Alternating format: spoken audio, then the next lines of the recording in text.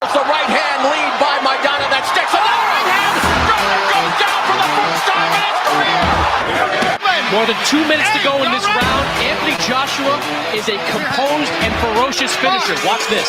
21 knockouts in 21 wins for Anthony Joshua. The chance for the right hand. Ruiz is staggered and an uppercut, trying to hold on. Strafing right. Ruiz comes to fire back, and Joshua's hurt. Andy Ruiz caught him with a sharp left hook. Joshua's hurt. To evade. Down goes Young on a thunderous round top. And that is the vaulting power that we're talking about. Nonito Donaire at this weight class, 118 pounds. Everybody better watch out. Who the fuck is he talking about? Oh, great shot from Fury. Terrific right hand.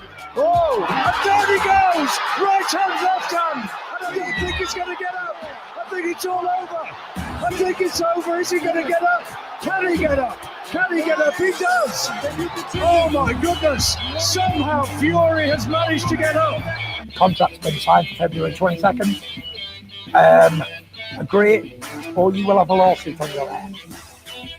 You maggot! Another 1-2. Look at Mayorga. Fights on. Let me tell you, Mayorga, this gets Mayorga into it. He just let him hit him a left hand. Look at him. Right hand. And look at Mayorga. Walker hit Brazil so hard, they are feeling it in Brazil. What a KO! He clearly landed more power shots. And if Triple G didn't have the chin of God, he would have been knocked the fuck out. I tell you what, he could have knocked out a racehorse with that left hook. Right hand up one, and he has to come behind the jab, to get close. Oh!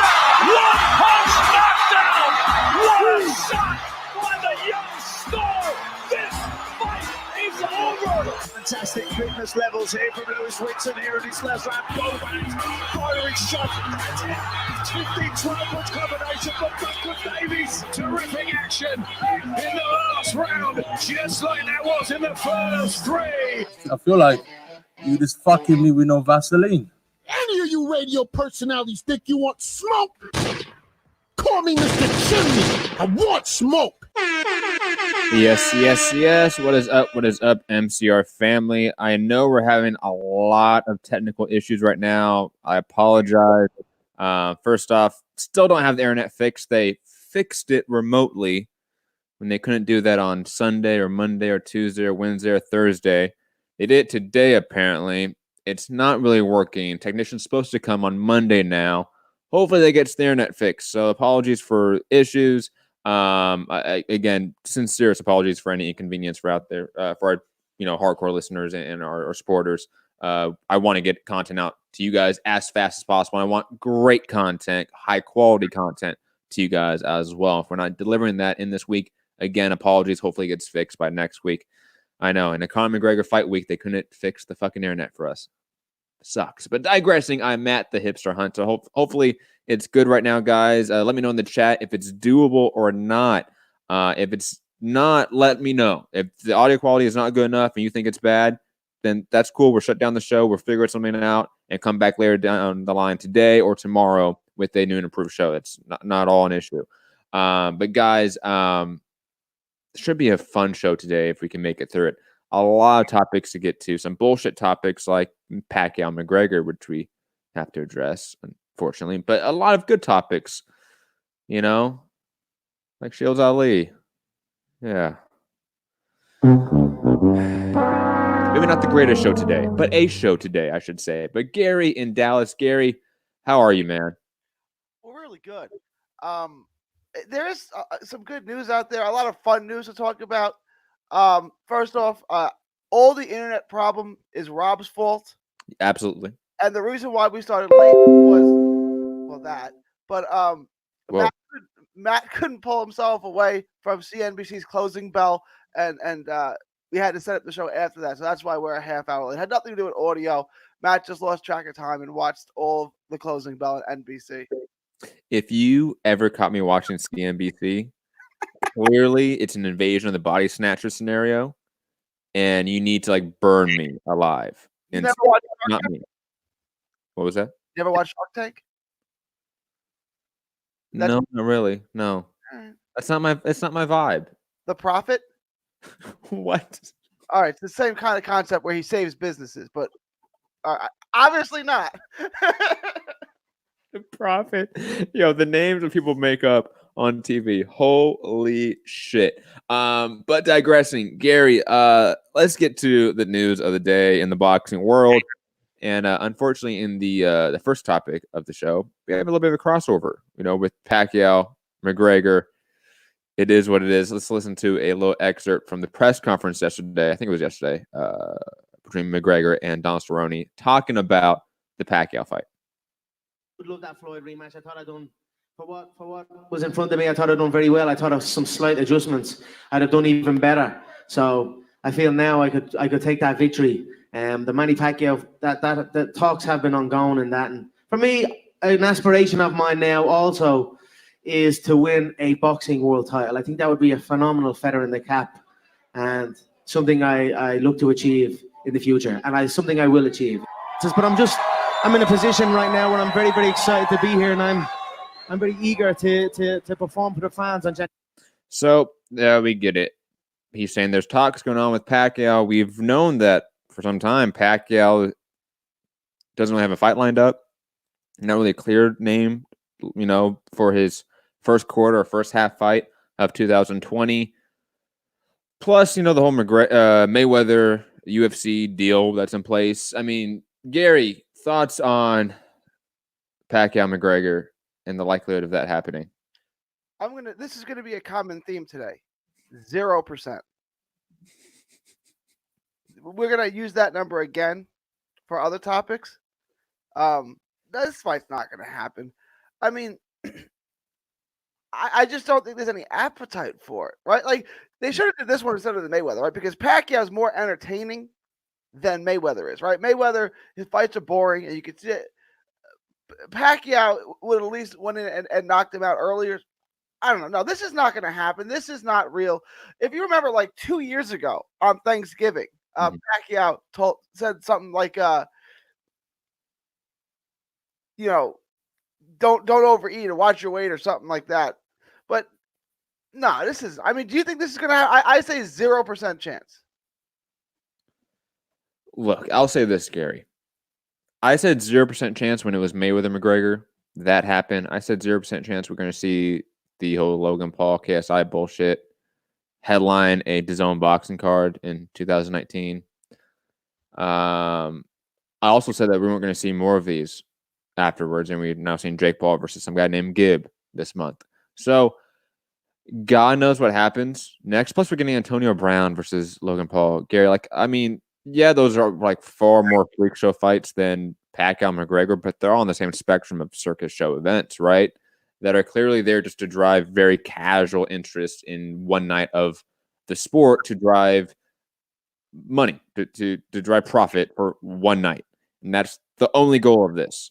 Do I think it's likely? Do I think it's probable? No, of course not, like you, Gary, but I don't think it's 0% chance. I think, if anything, the last few years has taught us to think that these types of fights are not possible is just ignorant. That's putting our heads in the sand of what's unfortunately reality in the sport and the industry, that these things are supported and these types of events are thought as super fights. So the problem is, I just don't think there's any interest in this fight. Now, there was the Mayweather. Like, we're already seeing it. Like, we see what McGregor is. He doesn't know how to box. He barely knows how to throw a punch.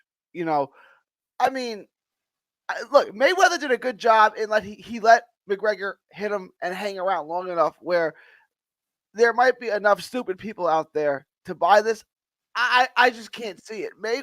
Pacquiao's not the star now that Mayweather was a couple of years ago. I don't think McGregor has the same luster he did. It would all hit trouble. I just don't see this being big enough for them to do this. What's big enough? 1 million pay-per-view buys? Oh, it does that. You think so? Pacquiao's not nearly the star now that Mayweather ever was. Cool. And McGregor's not. That one did what, like 4 million? Exactly. You're telling me they're going to do 25% of that? Yeah, that's completely possible. Gary, don't and plus McGregor's last fight is a top 5 fight in pay-per-view history? 2. Was it 2? No. With Khabib. That did 2.4 or 5 million buys, which either ties or beats the Oscar De La Hoya Mayweather record which was a record at the time back in 2006, 5, whenever that was. I think this does 1 million buys. Absolutely. It depends sort of on the model to a degree, right? If it's only a UFC pay-per-view on ESPN Plus pay-per-view, then obviously the amount of buys it gets is obviously restricted to a degree. However, if this is also available via linear TV via Fox to some degree, Fox pay-per-view, then of course this is a massive event that does 1 million pay-per-view buys. Of course, there would be enough to probably draw interest from the executives involved that, oh, this is going to give us money. It sucks, but I mean, how is this not true? I've yet to see anyone tell me or argue that, oh, this is not going to happen. This is impossible. How? How is this impossible? How does this not make money? No, it's not impossible. Okay. I don't know. Is this embarrassing to Pacquiao to take this while he's still an active fighter? Mayweather was retired for 2 years, so it's a joke to him. Pacquiao's the current WBA 147-pound champ. It doesn't matter if it's a joke or circus fight. It doesn't matter, Gary. It will do numbers. I agree with you. It's a joke. Like there's no arguing here from me that this is a credible fight or a competitive fight. That's not what I'm arguing here. I'm only arguing that those involved in terms of multimillionaires and billionaires would say, oh, this can make us more millions and billions. So of course we're going to make this. I understand why there are people at UFC, there's people within PBC who'd be interested in this. I'm saying this damages Pacquiao's brand, doesn't it? No. You don't think so? Why? Because he's still fighting at a championship, literally a championship level, and in his championship run, he's fighting a UFC dude. Like, what if you? Okay. It's his 5th championship run when he's 40-something years old. Yeah, no one gives a fuck. This is not going to damage his reputation. What are you talking about? He just had a Fighter of the Year last year. All right, so replace this name with Sean Porter or Errol Spence. I mean, you would be like, what are you doing? Like, why are you fighting? You know what I'm saying? That would be like. But Gary, those guys don't have legacies yet. Those guys don't have. First off, they aren't the stars either that can come into a McGregor fight and say, yeah, we're going to make 1 million pay-per-view buys and do a ton of money, or maybe 2 million pay-per-view buys and do a ton of money. They're not thinking from that perspective. Plus, they're not the legacies that Pacquiao has. Pacquiao's legacy is solidified, done before the Thurman fight, before the Broner fight, before the Matisse fight, before this last run. Hold on, Gary. Gary, you need to mute yourself when I'm not talking because I get massive echo from you. Okay, and you really need to fix that issue. Okay, but let me finish. If Pacquiao didn't fight Thurman, Matisse Broner, his legacy is still Hall of Famer. You know what I mean? Gary, like his legacy has been done to a degree for 5+ years now. He's already a legend, all-time great. Fighting these circus fights doesn't do anything to damage that. Same with Pacquiao. But back to you, Gary. The echo issue is clearly yard stream because it didn't happen on light stream. It was on light stream. I just wasn't talking about it. Okay, I've gone back. I don't want to get into that. Wow. Okay, so this is my ace up the sleeve. So replace Pacquiao with Canelo. You're not pissed off at Canelo? You're like, Canelo, what are you doing? Why would you take this fight? Canelo's 29, not 40, dude. Like, stop with the false equivalence here. But okay, Canelo is midway through his run, his legacy-defining run. Pacquiao is on his 4th legacy-defining run. Am I wrong in that? And maybe not. I'm not wrong on that, but am I wrong in the fact that that's a difference? Like that's a material difference that for casual fans and even for hardcore, we give them the pass. We give legends the pass when they're on the victory tour. Okay, then Pacquiao's I gave Mayweather a pass because his career was over. He was retired. He's retired for 2 years.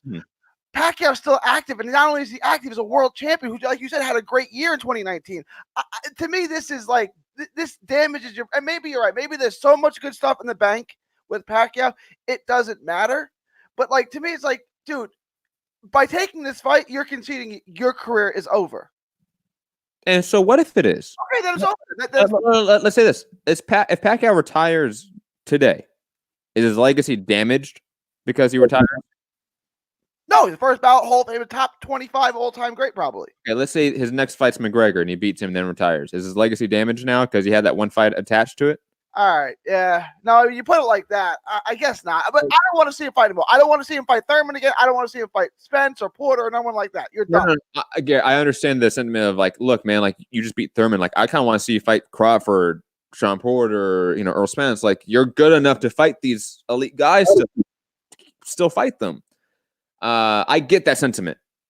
I just get Pacquiao side or the fans of Pacquiao side saying, why would we demand that of him? We don't need to demand that of him. He's already done enough for us to go on a victory tour and fight his Steve Forbes. Right? For those who don't understand the reference, Oscar De La Hoya's last fight was in the StubHub Center, right, in LA, and it was against Steve Forbes. He fought Forbes before he fought Pacquiao. Pacquiao was his last fight. Ah, damn it. Yeah, like, okay, then fine. Then look, I just don't think Pacquiao's career is over with. Like, if you fight McGregor, to me, you're acknowledging, okay, I can't fight this Errol Spence or Terrence Crawford or Keith Thurman anymore. I'm done. But you just beat Keith Thurman, so what? I mean, it's just, again, if there's enough money in it, he'll make the fight. It just seems like, why? Because of the money. Okay, yeah. I mean, it's going to come down to the money.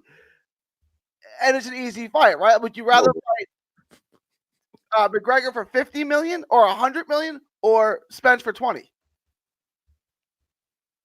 That's not really a question. Because it is an easy fight for Pacquiao. It 100% is an easy fight for Pacquiao. Of course, he would take it. Like you said, Gary, it would be unfortunate because he is elite still. He is talented enough still to where he can fight all these top guys. I would argue the same could be said of Mayweather, even though he had 2 years off. You can absolutely argue that, but digressing from that point. But it is what it is. Like, this is the business. And it definitely doesn't hurt his legacy. I will definitely push back on that argument. Because that's just not true. If the argument is this kind of sucks, absolutely I agree with that. If the argument is like he should be fighting the Crawfords, the Porters, the Spences, not McGregor's, absolutely agreed. But he doesn't care about that argument, unfortunately. And plus, the people that are playing more in power than he is, a la the Heymans, the TV executives, Dana White, whoever may be, the WME and Endeavor for McGregor, they're thinking dollar signs. It's all they care about. And it doesn't matter if it's short term, long term, dollar signs. What's going to give me the biggest buck right now? I didn't order the Mayweather-McGregor fight, and I wouldn't order this fight. So I will not be available for a live chat or an immediate fight reaction until the next day when I watch it illegally, because I'm not paying the $75 or $100 or whatever they're charging for that. It's a principled position. I can't. This is ridiculous. For a guy who should be fighting Spence or Porter or Thurman again or Crawford. To fight this fight is ridiculous. I won't support it. Gary, you get on that. I understand, okay? I said the same about Spence Garcia, and I bought that shit. Said the same about Mayweather McGregor, bought that shit. I've said the same about Terrence Crawford, Amir Khan, bought that shit. So I'll probably be buying this too because I'm a degenerate, and plus it's a tax write-off, so it's okay. But digressing, next topic, Gary, unless you have anything else to say. I got no more to say about that. I'm surprised we even talked that much about it, to be honest. I kind of tried to say he can't take it because it'll damage his brand, and like he kind of checkmated me every step of the way, and it's kind of like, gosh, like I said 0% chance. Now I'm at about a 33% chance. I still don't think it's gonna happen, but like 1 in 3 chances happens. Like I had so many good points that this is not gonna happen, that he's gonna fight Spence for the same money. But why would you fight Spence for the same money? They're like, it's gonna do 1 million pay-per-view sales. That's only a quarter of what Mayweather did. It's like, shoot, like maybe it is gonna happen. Like, Guys, mark your calendar. Pacquiao versus McGregor is going to happen. Just wait for them to schedule it right before the Canelo fight to really piss off Oscar. I would pay money for that pay-per-view just for them to do that to piss off Oscar. Right? Like, I would be totally acceptable of a Pacquiao McGregor pay-per-view only if they did it the week before Canelo versus like Andrade or something, or Billy Joe Saunders in May, and just piss off Oscar for another time.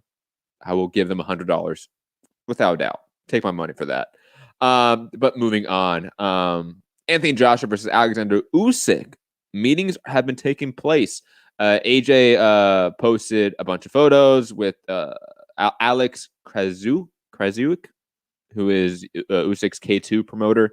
There was also some pictures of them, Usyk's K2 promoter, and AJ, Eddie Hearn, and the plot twist, the same representative from Saudi Arabia for the AJ Ruiz first presser when it was just Eddie and that guy, the bald-headed guy in the suit. So do not be surprised to see some sort of AJ Usyk fight in Saudi Arabia at the end of the year. But Gary, thoughts on Eddie Hearn, Matchroom K2, AJ there present in these meetings as well. Saudi Arabia representatives present in these meetings, all discussing a Joshua Usyk fight later down the line this year. Thoughts on that? I think it's definitely going to happen. I think AJ's 2 fights this year are going to be Pulev and Usyk. Mm-hmm. You know, and we're going to do Saudi Arabia again. It looked to have been successful. I don't know that. I mean, does Usyk have appeal? I mean, maybe he does overseas. I don't know. I mean, I'm a huge Usyk fan. The Usyk Bellew fight, I believe, did very well on pay-per-view. Not like extremely well, but I think it did very well on pay-per-view. I mean, yeah, we're going to get that fight. I hope it's not Saudi Arabia, but it looks like it may. I mean, it looks like they want to go back there because they give him the bag. I'm excited for that fight because it's what I said all along. Usyk's going to run roughshod through the heavyweight division just like he did the cruiserweight division. And this will be that step, and then he can fight Tyson Fury and Deontay Wilder, and then, you know, he can retire at 34 years old with the best cruiserweight champion of all time, arguably, and then an undisputed heavyweight champion of the world too. So it's moving in the right direction. I love the fight. I think it's going to happen. And again, it's the same thing. It'll happen it'll happen in Saudi Arabia for the same reason Pacquiao McGregor is going to happen. The money. I like how you went from 0% Pacquiao McGregor happened to now slowly, only 24 minutes into the show, Pacquiao McGregor is going to happen for sure. Just like Saudi Arabia is going to happen for Joshua Usyk. I love the thought process there, Garrett. Love it. You know, first off, also your credit to you, Gary, for never skipping a beat when it comes to your narrative about Usyk. You just keep trucking with it. Oh, he's going to beat all these guys. This is going to happen. This is going to happen. You never break, character. I love it. I love it, Gary. Usyk AJ is a fantastic fight. I cannot wait to happen this year. And plus, obviously, with Deontay Wilder and Tyson Fury seemingly being locked up for the rest of this year with each other, I'm 100% down for a AJ getting rid of a mandatory in Kubrat Pulev. Whatever happens with the WBO and Usyk doesn't matter. He's probably going to fight Usyk because Usyk's going to either win the vacant WBO belt or they're going to not strip him. It's meaning AJ, and he'll just fight Usyk as a mandatory later on this year. But regardless, that Usyk fight for AJ is fantastic. And also, since we just last fight with AJ, we noticed and noted a lot in our show, the game plan and execution of the game plan by AJ in that fight was a marked improvement from previous AJ fights in terms of game planning. With Usyk, you're going to have to sort of craft a really smart game plan, but also a diametrically different game plan than the one he had with Ruiz. So we're going to potentially see AJ be the aggressor, I would imagine, try to pressure Usyk and maybe apply volume. That'd be fun to see. So I can't wait to see this matchup for a variety of reasons. Now, it being Saudi Arabia potentially is disgusting, and I hate that shit. As Usyk would say, it's bullshit. But it is what it is. Yeah, that's all I have to say about Joshua Usyk. Definitely excited for it. Most likely happens this year. I'm like 90% sure it happens. September, November of 2020. Location may be determined. Gary, any other thoughts on Joshua Usyk meetings? This is so Usyk's still going to fight before this, right?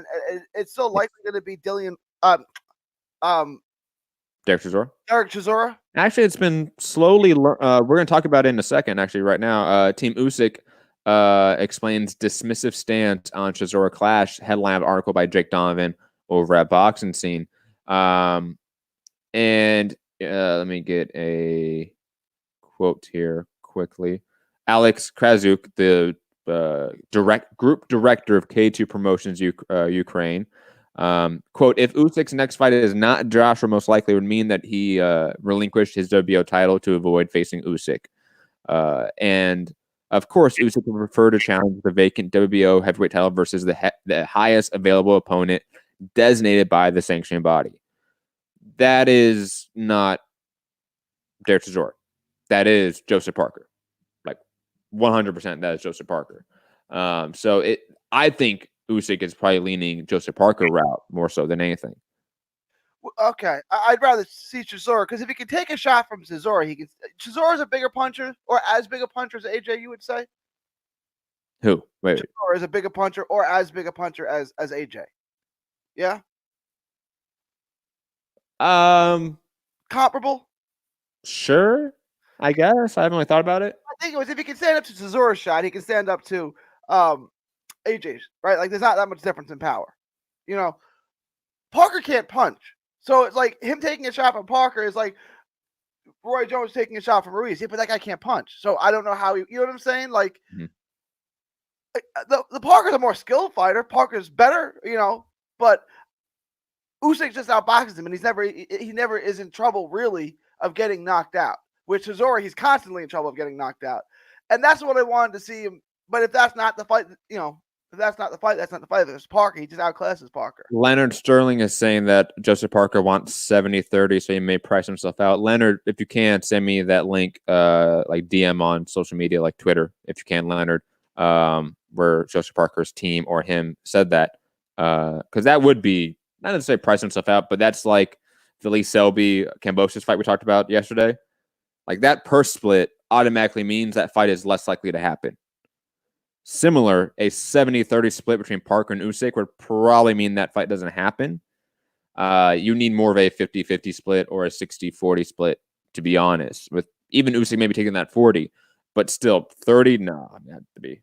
Why would Usyk take the 40? Like, if anything, because Parker is a former heavyweight champion that they're fighting for his former belt. But Usyk is the former is the number one contender, and Cool. It's his spot, right? Like, why would I? If I'm number one and you're number two, why would I take the minority stake? Like, First off, I'm a bigger name than you, Usyk. I've done more numbers than you in every single demographic and market. Secondly, I've been a heavyweight champion. You're not. I mean, that would be Parker's team's rationale, right? Not saying it's right. Not saying it's the reason to have a 60-40 split or a 70-30 split. I'm just saying that's their rationale, right? That would be, I imagine. 70-30 is insane. Like, no, that is insane. 60-40, I still don't see why the split goes in favor of Parker. I think it's a 50-50 fight if there ever was one. Like 60-40, you better be able to meet that in the middle, maybe do 55-45. But 70-30 is insane. That was like when Wilder back in the day said he wanted 50-50 with Josh. Like, well, that's not going to happen. So you just say you don't want the fight because that's not going to happen. Like, you said Usyk did relatively well in the fight with Below. Here is Dave Higgins, right? David Higgins. David Higgins, the co-promoter of Joseph Parker. His exact quote about this 70-30 split. Usyk, thank you by the way, Rob, for saying that in the chat. Usyk has not earned his stripes at heavyweight, Higgins told Sky Sports. Joseph Parker is the A side, and Joseph Parker has sold out the Principality Stadium with Joshua. He sold out the O2 with White. He's the A side.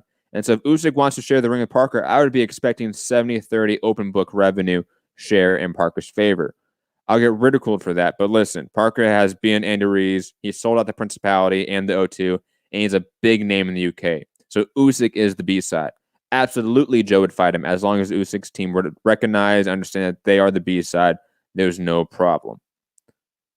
okay, I'm the B side. I'll take a 50-50 split. Like, you can call me whatever you want, but like, as long as the check is the same, you can call me the C side. You can call, like, it doesn't matter what you call me. You're just not going to shortchange me. And it's easy for me to say, oh, Usyk should just take short money, win the fight, and then get huge money in the Joshua fight. But these are heavyweights. There's risk in these fights. Like, what if he loses? You know, then he took short money to fight Joshua, to fight Parker, and then Joshua would, and then he wouldn't likely get the Joshua fight, at least not right away. So, I mean, no, he should not take anything near 70-30. I think 60-40 is the beginning of negotiation. I think we should meet somewhere in the middle there. But 70-30, no. Honestly, as much as I want to see Usyk fight this year again against a real heavyweight, that's not every deal's a good deal. Sometimes no deal is better than a bad deal. I absolutely agree with that. Moving on, let's see anything else to say. Gary? No. Okay. Let's talk about Claressa Shields, Laila Ali beef. I don't know where this originally started from. Gary, do you know where this originally started from? I don't know. I think it's just Laila Ali board. It kind of seems that way. Let's listen to Laila Ali's statement about whatever comments that Claressa Shields has made in the past, apparently. And then we're going to get Claressa Shields' response to this clip. I want to say that it was from, I think Laila Ali mentions where it's from, the comments from Shields, but I have not seen those comments. Where we get to. One thing Claressa needs to understand, it's not always about her. Okay. I have my career. Claressa needs to understand it's not always about her. Okay. I have my career. I have my life. I'm a grown woman. I'm going to talk about this because you asked me the question. I'm a grown married woman with 2 kids. I got a whole lot of things going on. So I'm not going to do all that tit for tat. But I will say that she's right. No, she's probably talking about the Breakfast Club. And she's right. I gave her her props. And then they asked me. Now we're not talking about you anymore. They asked me about coming out of retirement. First of all, I already know what's available I'm a businesswoman. So who is worth or inspires me enough to want to come out of retirement at now 42? Do you have $5 million for me? Do you have $10 million for me? Because guess what? It's going to take at least that to come get me. You know what I'd have to do to prepare to come back for a fight? I don't care who it is, because I'm going to win regardless. I'm going to knock you out. Okay, period. So for me, it really comes down to me being in shape. That's the only way I would lose if I was not in shape. So for me to stop everything I'm doing, okay, to take time away from my family, my kids being like, Mom, you're not going to do this. My husband not agreeing with it, the training, the focus, everything it would take. And who is there? Nobody. And no. But you can do it if it got to that point. If I wanted to, of course I could. But what I'm saying is that I don't care if you're upset about what I said. If you don't inspire me to want to come back, then I'm not gonna. So that was Laila Ali's response to Shields' comments that I, again, have not seen. And then Shields responded on Instagram. She also had a long thread on Twitter that I couldn't find again, but that was a lot more polite than this Instagram post. Yes, I've heard Laila Ali loud and clear. My response is, if someone puts up the 15 million, 5 for the loser, and 10 million for the winner, I will give her 6 months. I'll give her 6 months to a year to make a fight with me at 168 pounds, because she said she is around 200 right now. I don't take threats lightly. She says she can knock me out, and I'll say I'll leave the fight untouched and undefeated. Let's make it happen. I am the greatest woman of all time and not scared of a soul. Gary, thoughts on a Shields Laila Ali fight in 2020? I have so many thoughts on this. Okay. My first thought is to sit as the Pacquiao fight. And I'll see if Matt can move me off of this one. 0%. 0%.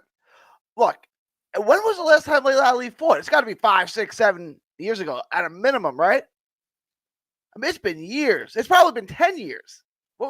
She was big in the 90s, guys. I don't think it was the 90s. It was the early. It was like 02, 03, 04, 05. Like I don't even remember the last time. But okay, so here's the intriguing part: is Claressa Shields doesn't knock anybody out. Laila Ali is the only great women fighter that comes to mind that did knock a lot of people out. So like they're always going to say that power is the last thing to go. She's going to be naturally bigger. She won titles at 68 and 75, I believe. Santiago's gonna fact check me on that and tell me I'm wrong, but I'm pretty sure she did. Like she's gonna be bigger and she's a bigger puncher, but it's not gonna. She's 42. I don't know if you guys know who her husband is. It's Curtis Conway. Used to play for the Chicago Bears. They have like a bunch of kids. I mean, they've been enjoying a good life. They both made a lot of money. Like I can't see that motivating her at this point to bring her out of retirement when she retired, I don't know, 10 years ago? 13. 13 years ago. Wow. Was it really? 13 years ago. Her last fight was against Gwendolyn O'Neal in 2007. And her pro debut was in 99. Okay. Because I knew she was big when I was in college. That was 02, 03, 04, and 05. No, she's not coming back after 13 years. Look, I'm not saying she can't. Like, I want to say two things. First, women's boxing now compared to a generation ago is drastically better. So the competition. This is like 2 generations ago, for being honest.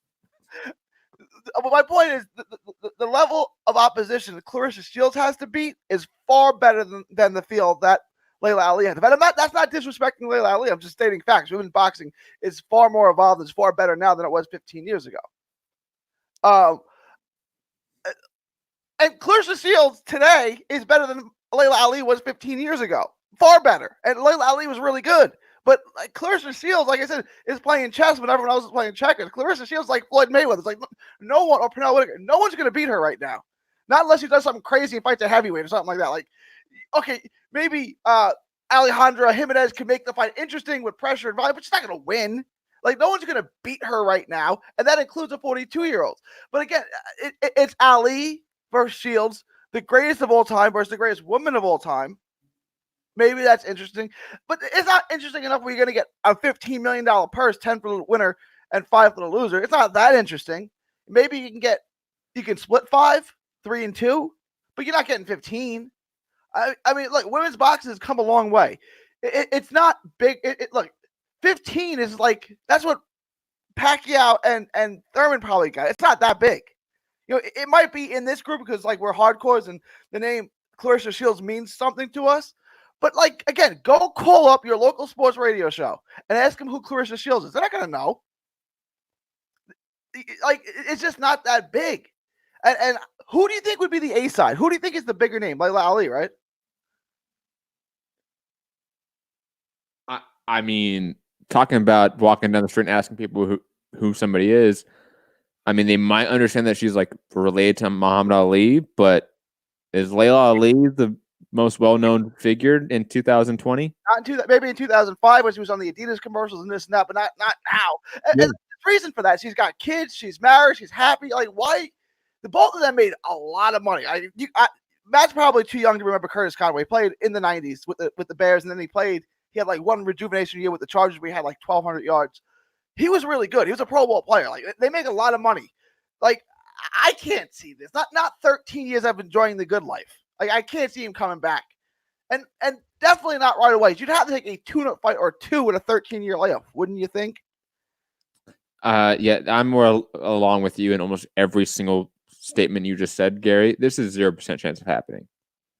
Especially with that money. Like, that money's just not there for women's boxing right now. And it's not there for most men's boxing. No, it's a handful of fights. Like, I mean, DAZN pays everyone that. So, but, like, if you wanted to generate $15 million in purses on a pay-per-view, I don't know how many fights you're going to do that.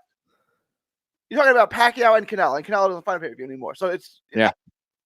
Talking about a very like you said, a handful of fighters that have those types of purses cumulative for a matchup nowadays. It's not common. Maybe DAZN added a little bit more to the mix, but still even not that common. 15 million is a lot, guys. Like, Jesse Vargas is getting like way overpaid at like 1.3 million for fights against Roberto Soto. 15 million is 15 times that, give or take. Like, that is an exorbitant amount to pay for any fight. And we talk often about like the Wilder fights against Ortiz and Fury costing like $20-40 million of back end money that they can't pay for. They're doing it because it's a loss leader. Is Shields Ali a loss leader? I don't know. And plus, when we talk often about improving women's boxing, this is often not what I talk about. I don't talk about, we need Shields and Amanda Nunes to like create some super fight and some hype cross sports to build up women's boxing. I never promote that sort of stuff. Similar, I don't promote the idea that Claressa Shields needs to fight 2 generations ago that legend and Laila Ali. Like, I don't think that's a useful amount or useful way to spend our time as consumers, their time as competitors, and the industry's money. It's not worth. I'd rather them take that $15 million, put it into an all women's boxing promotion. Right? I agree. Wouldn't that be amazing? And then we just have, monthly cards, where it's like, let's say 12 cards a year, 15 cards a year, and all women down the line for undercard and main card, main event, all that, and we get true investment and support of women's boxing. I'd rather see that. And Shields still makes her $500,000 to $1 million to fight, which is still really fucking good. Okay. And Laila Ali, like you said, made a ton of money in her career. Her husband made a ton of money. They're good. They don't need this.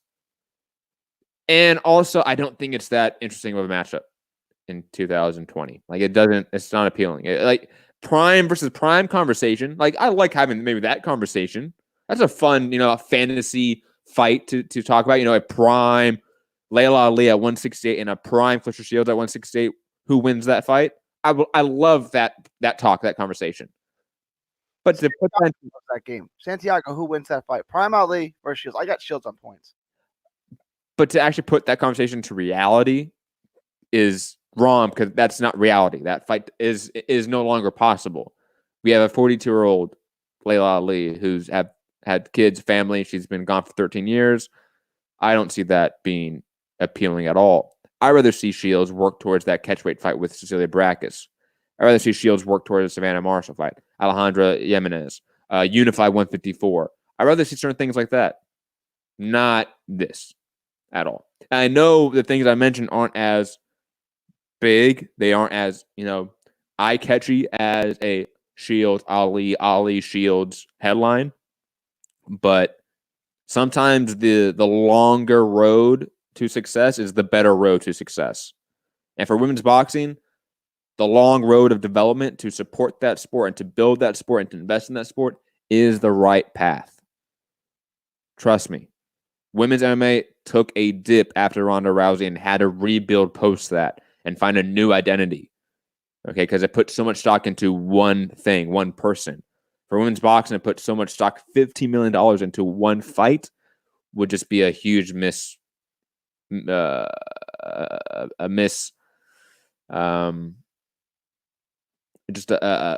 overall for the sport, in my opinion. Like, you would lose out long term so much if you just divert that money towards actual investment. Let me ask you this: what if they took the $15 million and invested it not in one fight, but one fighter, Claressa Shields, and gave her like a 10-fight deal for $15 million, where she would headline cards on Showtime or whatever for the next 3 years or 4 years?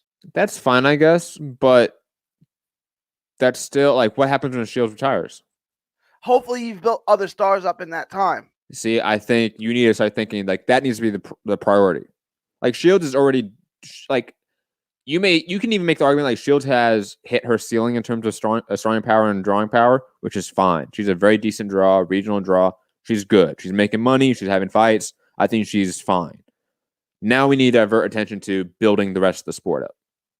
Okay, because that's when we actually fix this, the issue of depth in women's boxing, the fact that there's not a lot of names out there for people to fight. That doesn't get fixed by putting $15 million into Claressa Shields. It just doesn't.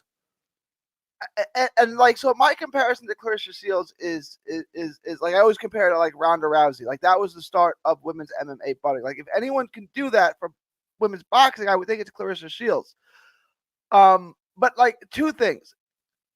Claressa Shields is the goods.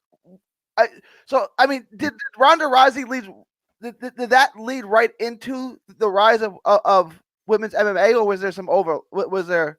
So you had like Gina Carano, who's like now like on like the Mandalorian TV show, and she's now an actress, right? She's now a very big time actress. I think she was in like Fast and Furious movies. She fought Chris Cyborg on Showtime. That was the first women's MMA main event on US TV. Back in, I know Santiago will remember this, I think 2008, maybe 2009, somewhere around then, right? And Rousey came up in that post era. She came from an Olympic background, so she had that judo background. She had already a presence from sports media because she was a medalist in the Olympics.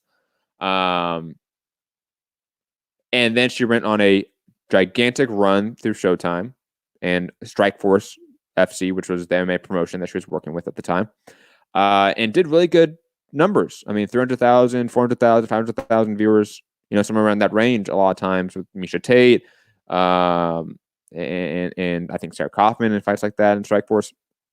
Then her first fight in the UFC, she was a pay-per-view headliner. Her very first fight in the UFC, she was headlining a pay-per-view and did 500,000 pay-per-view buys. Wow. Really? Yes. Wow. I was there for it. It was in LA. It was at the Staples Center, I believe. I was in attendance for it. An insane event. What is it, like 2012? When was that? Around there? Yeah, somewhere around then. I was definitely in high school. I was driving at the time because I drove me and my buddy Joe to, I think it was Staples Center, and we got way too high, way too high. Like chair lock, man. Like we're just saying, like, dude, too high, and like we're 17, 18 at the time, so like we can't go buy drinks, so it wasn't. Anyways, digressing.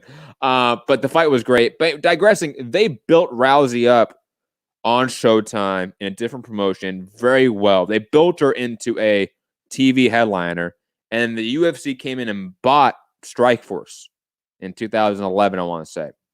And one of the main reasons they bought Strikeforce was to get Ronda Rousey, because UFC had Dana White famously said before that you are never going to see women fight in the UFC. And then Rousey had her run on Showtime, and then they said, oh, we're going to go buy Strikeforce and get Ronda Rousey's contract. And then they put all the money in the world. She was on SNL. She was on every late night talk show. She went everywhere. They pushed all the buttons for her to go off. And on top of that, so Rousey had her run, million pay-per-view buys, sort of draw, one of the biggest draws in UFC history. One of the biggest pay-per-view draws, period, of all time. And then she started losing. Obviously, she had, I think, 2 or 3 losses towards the end. During that time, you had a really rough transition. Luckily, you had people like Holly Holm come in, who obviously beat her, who kind of became a draw to her own degree. Misha Tate was still a draw, who had fought Ronda Rousey a few times, done massive pay-per-view buys with her. So there were still some names from the Ronda Rousey era, so to speak, that held off.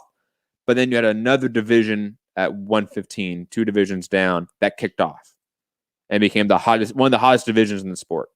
And then they started investing a lot of money in that. And on the side, what UFC did was buy up Invicta FC, which is a all-women's MMA promotion.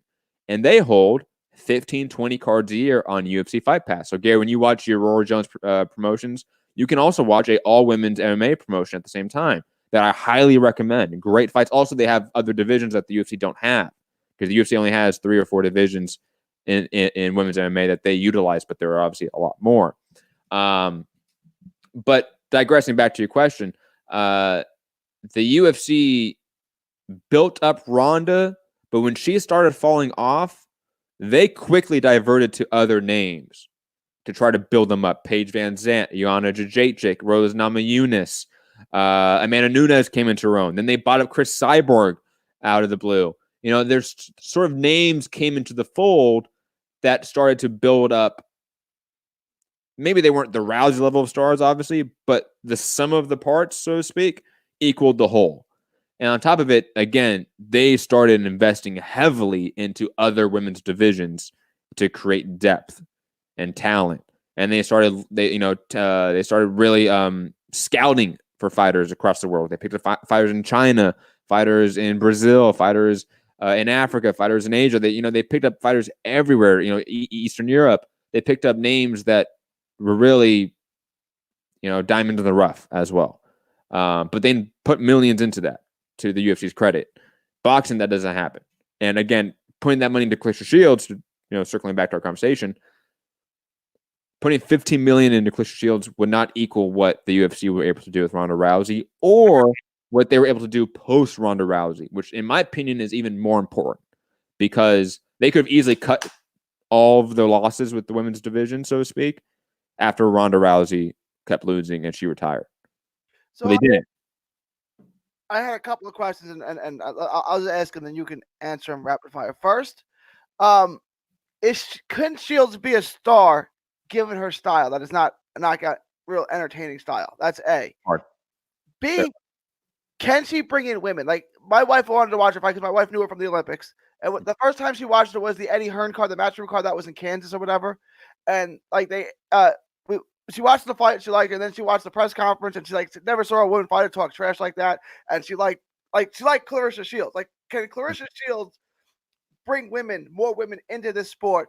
And third, is Claressa Shields a and I don't know, you have to tell me about Ronda Rousey, because as someone who doesn't watch UFC, Claressa Shields is obviously the goods. Ronda Rousey, was she more hype than she was substance? And then she No. Ronda Rousey was not hype. She was substance. I think that's a narrative that needs to be pushed back. She was not a complete MMA fighter. Similar. Ronda Rousey is not a good equivalent to Claressa Shields in terms of talent level, so to speak, because Shields was she is one of the best, if not the best, amateur women's boxer of all time. Not a huge accomplishment only since women's boxing in terms of Olympic boxing has been around since 2012. But digressing from that, tabling that, Shields, when she went to the pros, just kept doing her same sport. Ronda Rousey changed entire sport, so that's a hard sort of comparison, because Ronda Rousey was a bronze medalist in judo. Fantastic, not the best in the world, but one of the best in the world, obviously. And then she went into a very striking-oriented sport in MMA that she largely dominated. And she dominated great competition, too. Like, it's not a matter of she fought low-level opponents. She also fought at a time when women's MMA was rapidly evolving, too. So she was a pioneer, so to speak, in an age when women's MMA went from 0 to 100 really fucking fast in terms of development and skill level. You didn't really have complete women's fighters in 2009, 2008. You had specialists like Ronda Rousey, right? Judo background. You had boxers. You had wrestlers. You had that sort of paradigm. And then as, we got to 2012, 2013, 2014, then we had complete fighters. And that changed the game. And I think Ronda Rousey failed to adjust to that. It would be like, let's say, if Laila Ali fought, obviously pre-Olympic women's boxing and then fought post-Olympic women's boxing. There was a huge, seismic shift in ability and talent level after 2012. Like, I really implore everyone to go back and watch women's fights from 2005, 1995, whenever, and then post-2012. And it's night and day. Night and day. But to your other questions, Claressa Shields, can she appeal to women? Absolutely. I think that's without a doubt. I think, a lot of women do like boxing and combat sports as a whole. Like that, there is a huge portion of fans that are either casual or hardcore that are women that like watching women's sports.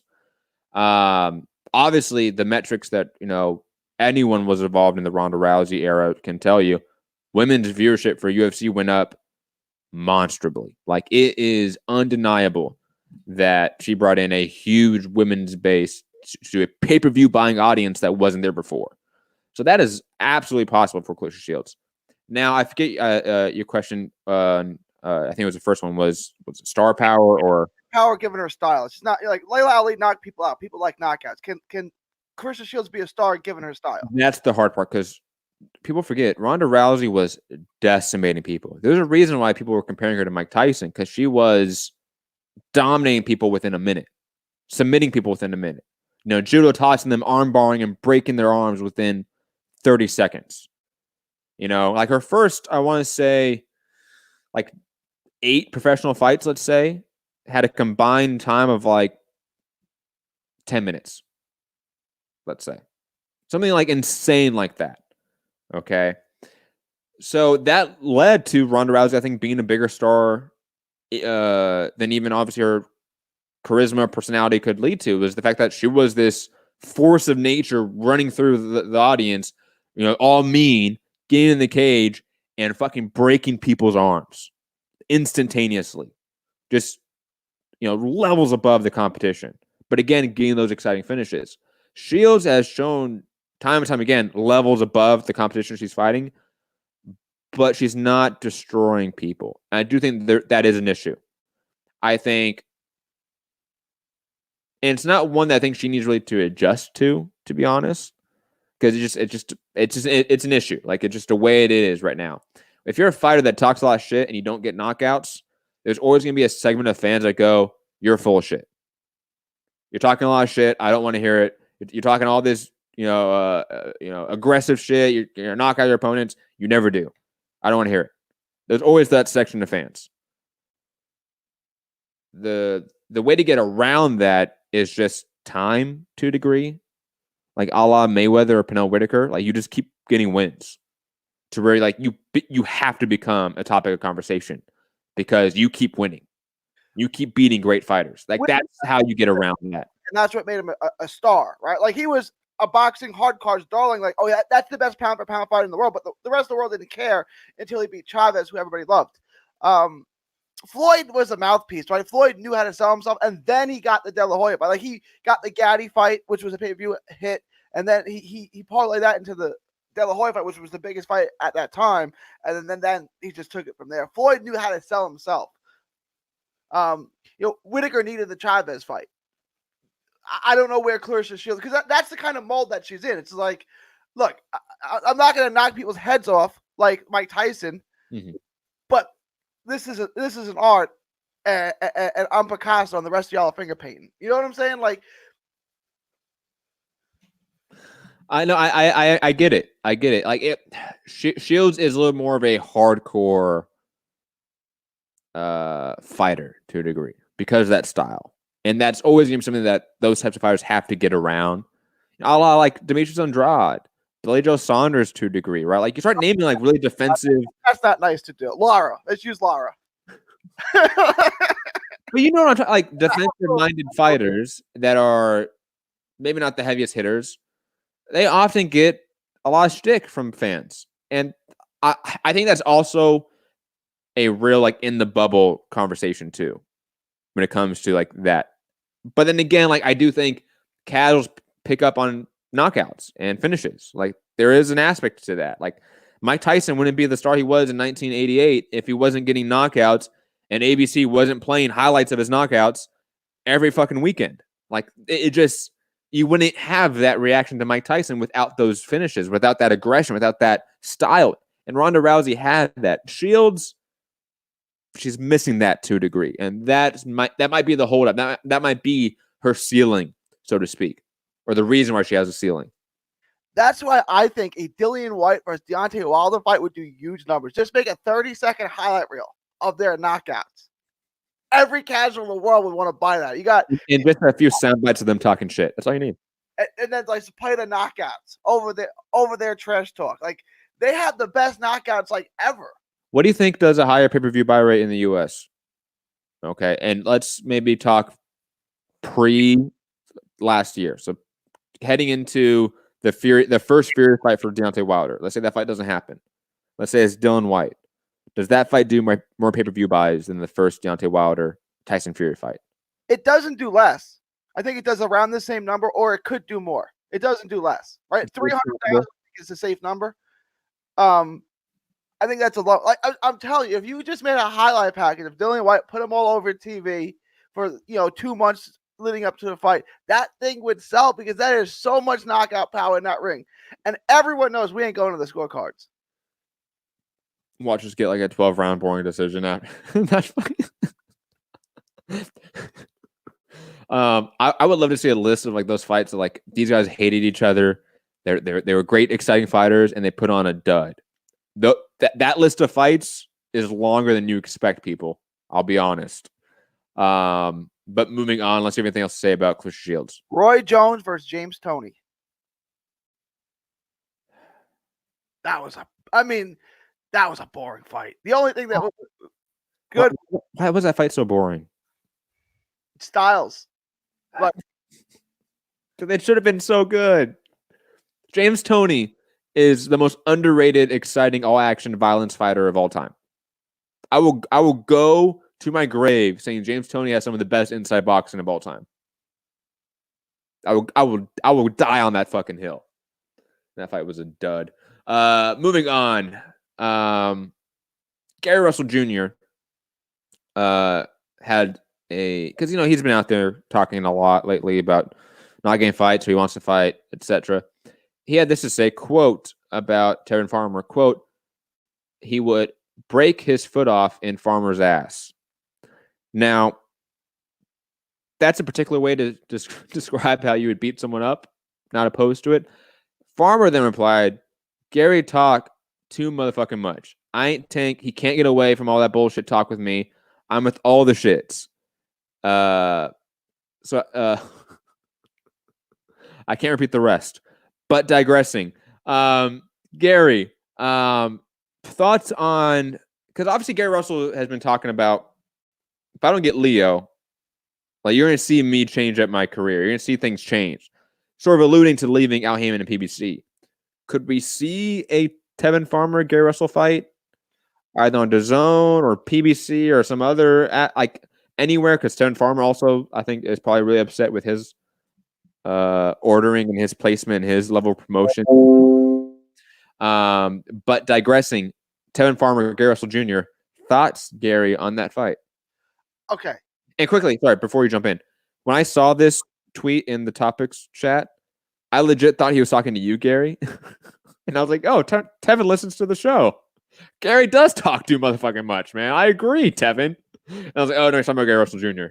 My bad. Back to you, Gary. First of all, Tevin saying anyone talks too much is funny, obviously. But look, Tevin's good at this. Tevin made us interested in a Tevin Farmer versus Jono Carroll fight just because the Twitter feud was so good, right? Like, Tevin's good at this. Like, I was like, yeah, I want to see this. Like, okay, come on. And I thought Jono Carroll accounted for himself really well in that fight. But, like, Jono Carroll, you know what I'm saying? Mm-hmm. I think this fight's going to get made. I do. Assuming he beats Diaz, which I think we're both picking him to do that. To beat Joseph Diaz? Yeah. Oh, yeah. Yes. I think this fight gets, I don't know where, again, but I do think it'll get made. I don't know if Tevin will come over, or I think it's more likely, but I wouldn't bet on either scenario of Gary Russell going over to DAZN. I think that's more likely. But Gary Russell needs a legacy fight. He needs something that like, other than this, these mandatories and these kind of whack fights. He's fighting King Tut, right? Like, for hard cars, that's cool, but like the rest of the world doesn't care. He needs to fight Josh Warrington. He needs to fight Warrington. But like, Tevin Farmer's a good trash talk. Like, that could headline a card. That's a good fight. Look, I think Gary Russell's an A+ fighter, and I think Tevin Farmer's an A- fighter. So I think Russell wins wide, but it's a good fight. It's two highly skilled fighters, and it's two guys in the top 5 of their own weight class. So I know they're a weight class apart, but I'm saying Gary Russell's top 526 pounder and Tevin's a top 530 pounder. And Gary has been talking about going to 130 for a while. So yeah, absolutely make this fight. And then, fight the other big names at 130. I think it's, and we're assuming Gary Russell beats Tevin Farmer at 130. Yeah, I'll be honest. Tevin Farmer's more like a B level fighter, B+ level fighter. Sure, my grades as a whole than that are. You want to be in my class. You don't want to be in Matt's class. You'll get an A- in my class. And they hand the same paper in the Matt, you only get a B. So take my class. Yeah, for sure. I mean, Jonah Carroll give him some work.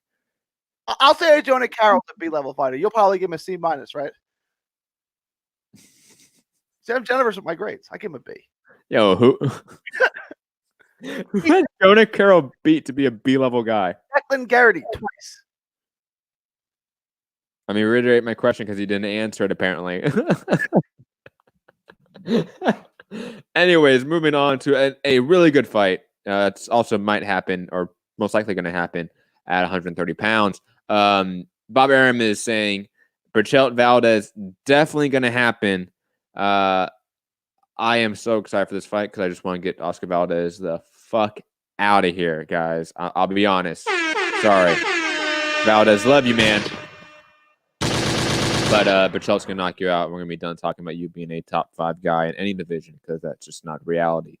Gary, I know this isn't a topic we need to spend any time on, but just thoughts on Bob Arum saying this is definitely going to happen. Also, by the way, a small percentage of me, like 20%, when I hear this goes, oh, it's not going to happen now. Just saying. Just putting that out there. Because Bob Arum said in 2019 it was more likely than not that we were going to get Berchelt versus Loma, and then we never got a discussion about it. Yeah, I'm not good. Yeah, we can put this to bed. Berchelt chops his head off, breaks him down. Much bigger guy, stronger guy, much better skilled guy. And then like there's not like he's better across the board. Like if you check the boxes, Berchelt checks every single box, right? And Valdez gets no boxes. A little bit off balance at times. That's my only issue with Berchelt. He really lunges into shots. Yeah. Like both his feet off the ground at times. I swear. I feel that who did he just fight? Who was his last fight against? I thought that his footwork was a lot better in that fight. Like he looked improved. Berchelt's still relatively young, 26, 27. So is he really that young? I think so, yeah. Damn, man, he could have another 10 years. And plus, he's a big 130-pounder. He's going to move up to 135 soon. 135-pounder. You know, I can't wait for some of these 130-pounders to move up to 135 and just add some depth to that division. Not that 135 is bad, because we've been talking a little bit lately, Gary. 135 is a healthy division. You know, we give it some shit at times, but overall, it's a pretty healthy division. But it does need a little bit more depth to that top 20. And guys like Berchelt, Farmer, who else could probably make that jump up to 135? Probably about the two that I would really want to see jump up. But they would add instant depth to the top 10 instantaneously. I want to see at 130 Berchelt versus Russell before anyone moves up. If Russell goes to 130, that's the fight I want to see. I would still probably lean towards Russell because he's a much better pure boxer. But I want to see because Joseph Diaz gave him some work, gave him some trouble with some pressure. Berchelt's much bigger, much stronger, and much better than Jojo Diaz is. So I just want to see that fight. I still think Russell figures out how to win that fight. Really? Yeah, Russell's good, man. Russell's really good. That Joseph Diaz fight was too. That was too telling for you? That was. Yeah, that was just a little bit. It made me think that there was a clear ceiling to his weight and his power and his effectiveness, because Joseph Diaz looked like a fucking lightweight in that fight, right? Like he ballooned up a lot after that weigh-in. So I would lean Berchelt against Gary Russell. Okay, I'm fine with that. It's a great fight. I would lean towards Russell because I think he can survive. I think he's obviously a better athlete. He's a much better boxer. He's more skilled. He's fundamentally more sound. But it's a great fight, and that's what I want to see because I could see either guy winning. Agreed. Talking about another great fight. Dan Rayfield saying the WBA has issued a resolution allowing Cal Yafai to defend against Chocolatito Roman Gonzalez on February 29th, that Mike Garcia, Jesse Vargas card. Even though Andrew Maloney said that he was going to sue the WBA and all this shit, it looks like the WBA said, too bad, Andrew Maloney. We're making Yafai Chocolatito happen. And like the next day, Matchroom confirmed that fight is added to that card. So now we have Garcia Vargas, Martinez Harris, and Yafai Gonzalez on one card. Gary, obviously, first part of the question is thoughts on Yafai Gonzalez being announced it's official. And secondly, thoughts on this card. Is this the deepest and best card of the first quarter of 2020? Well, no, because Hector Tanahara and Josh Franco didn't fight on it. But yes, the answer is yes. The answer is yes. When I first saw this, I thought, yeah, 5 Gonzalez. I'm like, what the hell is Gonzalez? Oh, you mean Chocolatito? It's like Alvarez. Alvarez, you mean Canelo? It took me like 5 minutes to figure out who Gonzalez was. You know, because it's a common name. Like, I'm sure lots of guys in the division named Gonzalez, you know. And then, like, oh, why did they just say Chocolatito? Did you guys put together that Gonzalez is Chocolatito? Yes, Gary. Okay. I mean, seriously, like 5 minutes going through box racks trying to figure out who Gonzalez is. But it's look, this is it for Gonzalez.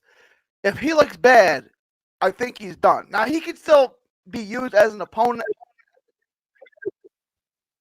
but he's got to win this fight. He's got to be able to stay really, really relevant. Like, he can be used for a name for a long time to come because he had star power in all weight classes. But if he wants to be a serious champion and really make one more run at this, he's got to win this fight. I don't know. This fight was a throwaway. I don't know how much he's got left in the tank. No, I'm really hesitant about this matchup for a lot of reasons. I didn't think he looked that great in his last fight against Michael Dormicos or whoever he fought. Throw it away. Doesn't count. Throw it away. I don't know. Maybe it does count. Because if I throw it away, what else do I have to go on? Run knockout, and I was there for it live. I'll be honest. Like, Santiago was there with me, standing right next to me when we saw that knockout happen live. I think we both looked at each other and said, "He's done. He's not getting back from this." Okay, now maybe he has a Pacquiao-like renaissance post Marquez, right? Maybe he has that, right? Because I would say the Rungsrad knockout for Gonzalez is a good comparison, probably to the Marquez Pacquiao knockout to a degree. But the reaction to that knockout has not been the same. Gonzalez has taken a lot of time off, came back in a really limited tune-up against Michael Dormicos, and most likely is now, not most likely, he is fighting a world champion at his former weight class. When he didn't look that healthy in his last fight, he looked a little bit sluggish, looked a little bit overweight. And again, you have layoff, you have ring rust, you have his last big fight being a gigantic knockout. I don't know. Now, however, if Gonzalez is anywhere close to his prime, to a degree, he's beating Yafai. He is. Right? He's better. His combinations are better. His boxing IQ is better. He's better in almost every category than Khalid Yafai. He just is. However, wear and tear is a serious issue. And in the low weight classes, your prime is far smaller than higher weight classes. I could see Gonzalez getting just outworked here and kind of looking a little bit behind the ball, so to speak, and not really being there and looking a little bit old. And if he does look old, Yafai should win this fight. Even though Yafai is not the best 115-pounder, he's still a top 5 elite guy in the division. He could win this, and he might be the favorite. He might deserve to be the favorite in this matchup. He should be the favorite because we don't know what we have at Rungside. We know Yafai is a top 5 guy in his weight class. You mean Gonzalez? I mean, we don't know what we have in Gonzalez. And by Gonzalez, I mean Tito. Mm-hmm.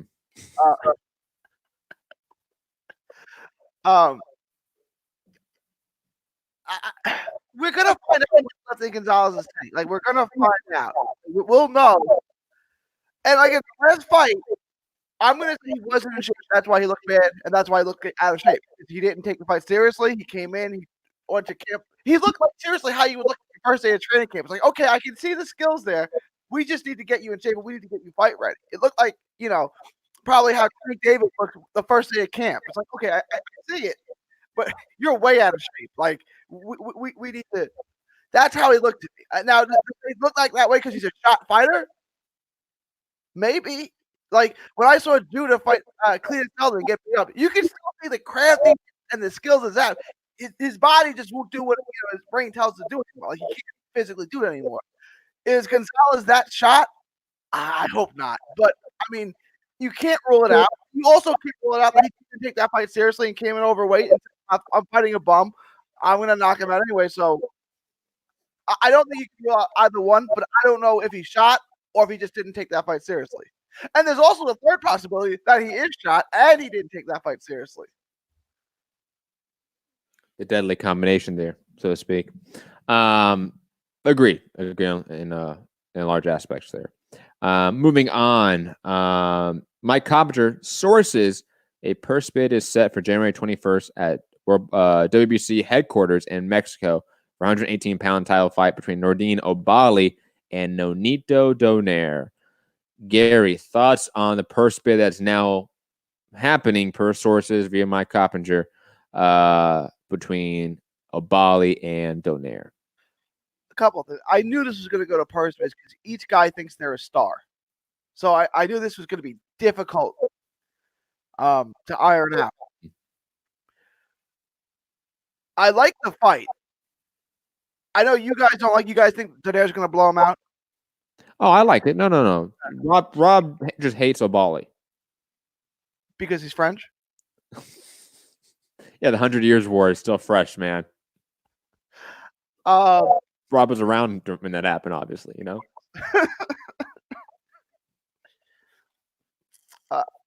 I like the fight. I think it's a lot of high. Look, Obali gets hit too much, and that's going to be his downfall at 118 because Donaire's still got massive power that way. So Donaire's going to probably win by knockout. But I think it's a good, fun fight. I think Donaire gets tagged a lot.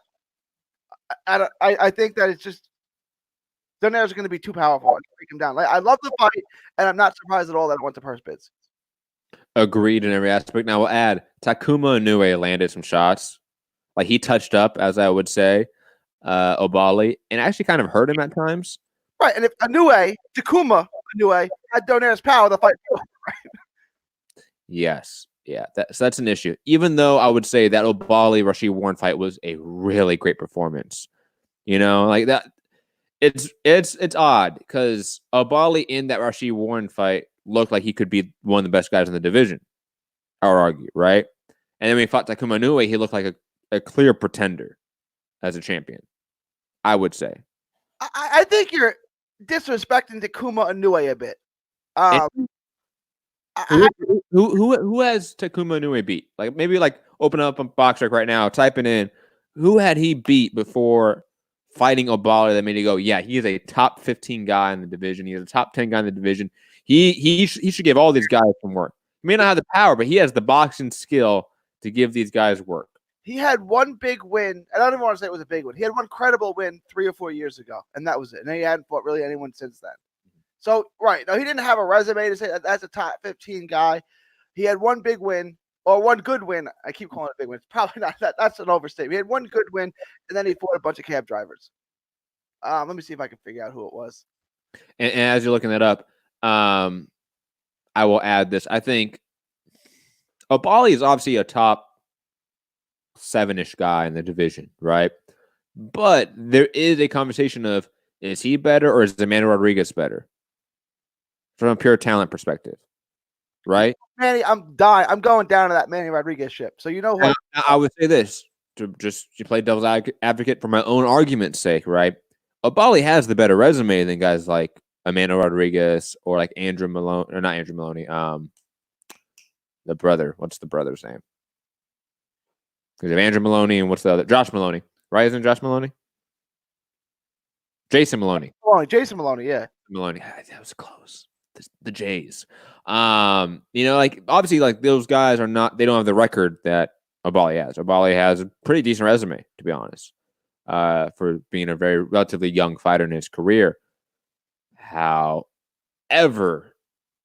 Rashid Warren is a guy that's also very inactive at times, who's been up and down in his career in the last few years. Maybe that was a win that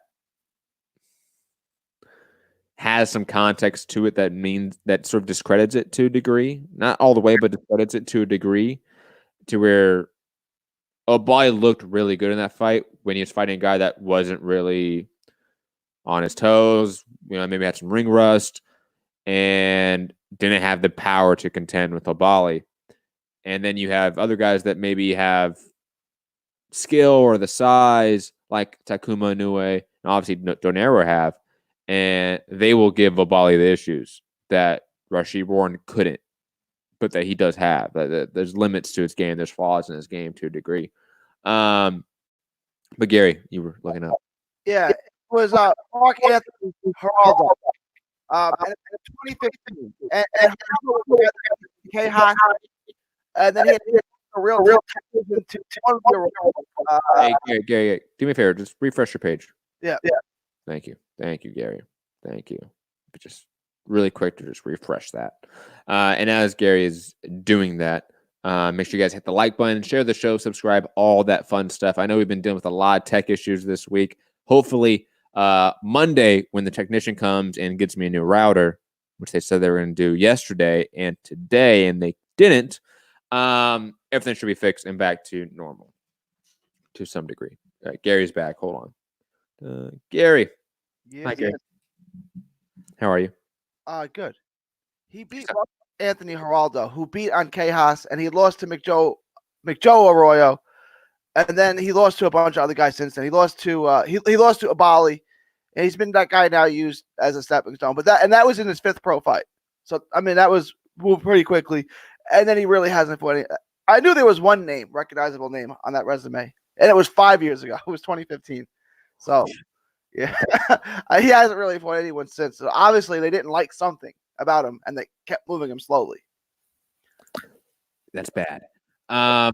Anyways, Gary, ready to move on? Yeah, absolutely. Let's talk about Regis Prograis, who's been doing a lot of media interviews, obviously, in the last few days. He was at the Wilder Fury press conference. Here's another piece of that interview that I think is pretty telling to where he is leaning in terms of where he wants to go, who he's thinking about fighting, and probably the long-term planning of Regis Prograis. Yeah, for sure. And I mean, to be honest, look, I think that's a bigger name than both of them put together. Really, Mikey Garcia is a bigger name than Josh Taylor or Jose Ramirez put together. Even if we don't fight for belts or something like that, like of course they have the 4 major belts right now. So even if, like I said, even if we fight for one of those don't fight for one of the major belts, I still think it's a bigger fight than any of those fights out. So that's what I'm saying. I'm trying to see, what I'm gonna do next. How do you see that fight going between Jesse and Mikey? I think it's gonna be a good fight, man. It's gonna be a hell of a fight. Mikey is, he's shorter, he's stockier. He's stocky, but he's taller. I lean more towards Mikey, but if Jesse wins, I still would like to fight, to the winner. So Regis Prograis saying that he wants to fight Mikey Garcia over Josh Taylor or Jose Ramirez, and on top of it saying he would rather fight the winner of a Mikey Garcia Jesse Vargas fight than a Josh Taylor or Jose Ramirez. This to me is telling of a couple things. A, he's leaning towards DAZN, at least in the very short term of where he's going next. 2, he is going to welterweight. I think he is done at 140.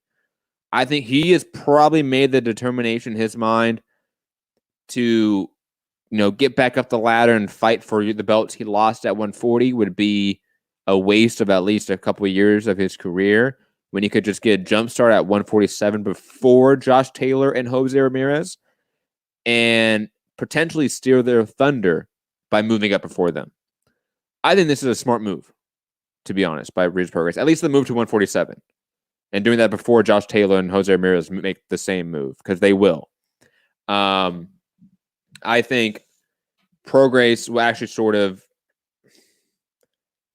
in a way, erase the 140 run he had or the loss he had to Josh Taylor more by just ignoring it and moving on to another division than trying to fight a bunch of people at 140. And I really hope the rumored Maurice Hooker fight is at 147. And the winner of that fight fights the winner of Mike Garcia versus Jesse Vargas. I want that to happen next. I think that would be a perfectly fine thing to happen for the division. It sort of cleans up the top 15 at 147 as well, adds some new names to it, and Maurice Hooker and Regis Prograis, and just moves on. To me, there is a huge benefit to moving on from losses. Instant rematches, I'm not a huge fan of, to be honest. Moving on, I think, is a completely fine thing to do. And to just do it in a way of a clean, fresh start in a new division is a smart thing to do in Regis Prograis' side. Now, Gary, thoughts on him talking about Mikey and leaning towards Mikey over Josh Taylor and Jose Ramirez? Thoughts on whether that means he's leaning towards the DAZN, and thoughts on the thought process that you think he's having here in the move to 147 versus staying at 140. I think I think he's going to the DAZN, or at least leaning towards the DAZN right now, because the two names that keep coming up are Hooker and Mikey, and those guys are with the DAZN right now. So that makes me think he's going in that direction. It's also well played because he can fight those guys at 140 or 147 or fight them somewhere in the middle. which I think he might get if it's a Mikey Garcia fight because they'll bleed a belt on the line. So I think they may fight at 144, Adrian Broner's weight, right? So I think going to the zone makes a lot of sense because you got guys in the same situation as you where they're not established 147 pounders, but they look like that's the direction they wanted it going. The Mikey Garcia is a bigger money fight. He's right. It's bigger than Josh Taylor. It's bigger than Ramirez. Mikey's a bigger name than those guys. So even though it's not for a belt, Mikey is bigger than a belt. And I guess at this point, maybe Regis Prograis is too. Is bigger than a belt. I would take that fight too. And as a fan, look, I want to see the rematch with Josh Taylor because it was a great fight. It was close.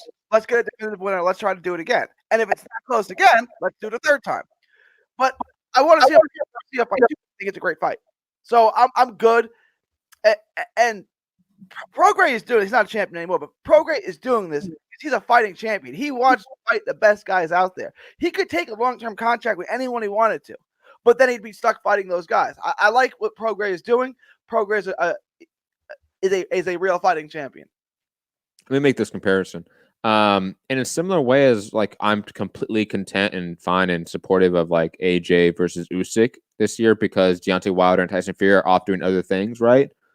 I am completely in support and in favor of Prograis doing his own thing because Ramirez and Taylor are cleaning up 140 this year.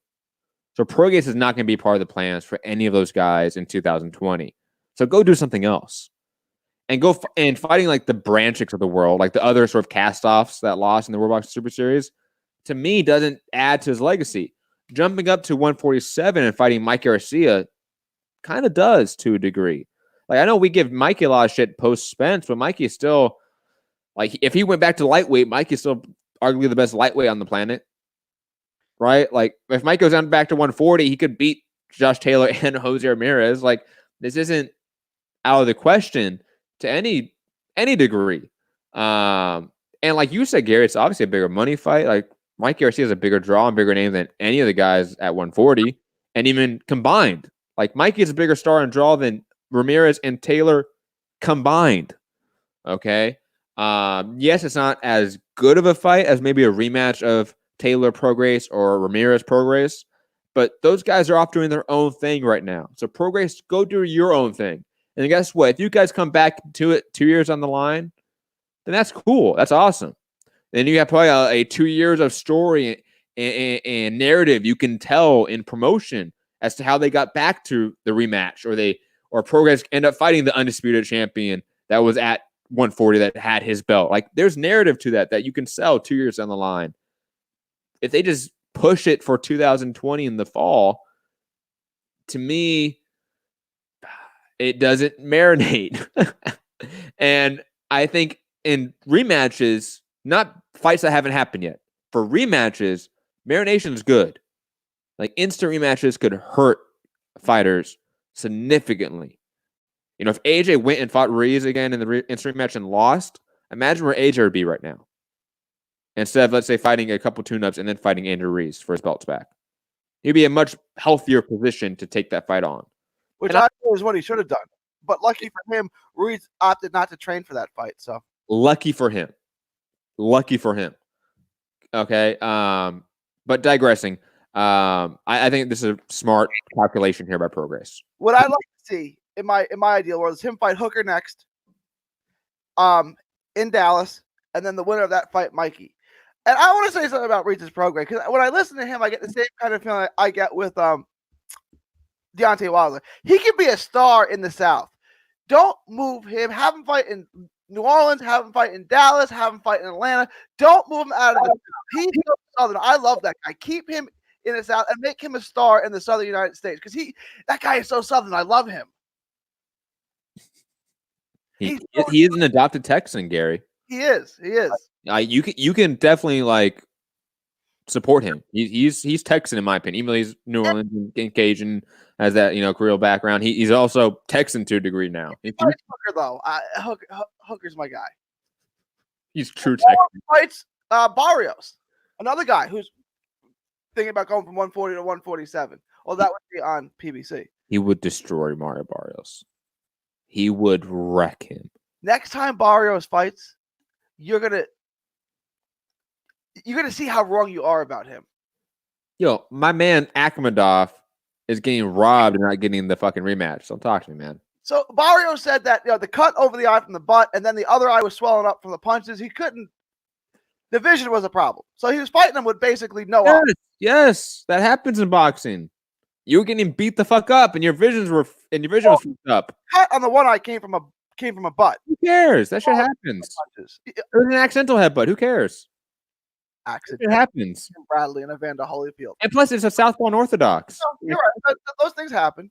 And like, wasn't it a Southpaw Orthodox matchup? Yeah, he's a lefty. Yeah, lefty. Yeah. Yeah, Akhmadov was a lefty, right? So that. God, Gary, I thought you fixed that. I did. I know what it is now. Those are my. I'll get rid of that. I can get rid of that. I got rid of the other one, which was like all the time. Those were emails. Do it, Gary. No, or you're fired. I'll figure out how to do that. I got rid of the emails because the emails didn't give you a pop-up. The only notification was that sound, and I got rid of it. Now it's the YouTube ones. Like when you get a new YouTube video. I just have to figure out how to get rid of that sound. Do you know how to do that? You have a PC, man. I don't know how to work PCs. If anyone knows how to do that on a PC, leave it in the chat. I have like this shit PC I use to like play some games, right? Because I like PC games sometimes. And it's always like trying out a new language every time. Like no matter how many times I play video games on PC, it's like a totally different language. I need like a Rosetta Stone for this shit. It's rough. That's why I can't change to Apple now. Like everything I have, I have an iPhone now, but you can make the transition so easy. Stop. It's Apple. It's not that easy at my age. I could do it, but it would take work. You need to get yourself a nice iMac. Those shits are pretty nice. How much is that going to set me back? Not that bad. I mean, I'll put it this way: an iMac is cheaper than a laptop. Oh yeah. Okay. Like my MacBook Pro, which is the newest one, was $3,500 that I had to pay via payments. Right. An iMac, which is your stand-in, like your desktop sort of computer, right? That's $1,200. Oh, that's not bad at all. And it's double the processor. Like, I'll be honest, I've been thinking about getting an iMac lately because it's double the processing power than my laptop, and using that for the show. But digressing, look into it, Gary. They're decent prices. And again, if you get, let's say, like a model that's maybe a year older, it's way cheaper, significantly. Like the markdown price is significant. Like, I'll be honest, I went and bought my new iPhone, right? Because my old iPhone broke. I got an iPhone 6. My payments are $12 a month. Nice. That's it. $12 a month. That's it. Nice. Yep. So get a couple years older iMac. You get a cheap price for it, and it's pretty decent in terms of obviously operating sort of specifications. But digressing, I don't know where I was going from that. But moving on, Gary, unless you have anything else to say. No? Go ahead. Coppers are saying a purse bid is set January 21st for the WBC lightweight title, air quotes, between Javier Fortuna and Luke Campbell. Fortuna's promoter, Nathan Lukowitz, tells The Athletic. Lukowitz's father, Samson Lukowitz, will be present at WBC headquarters in Mexico to submit a bid.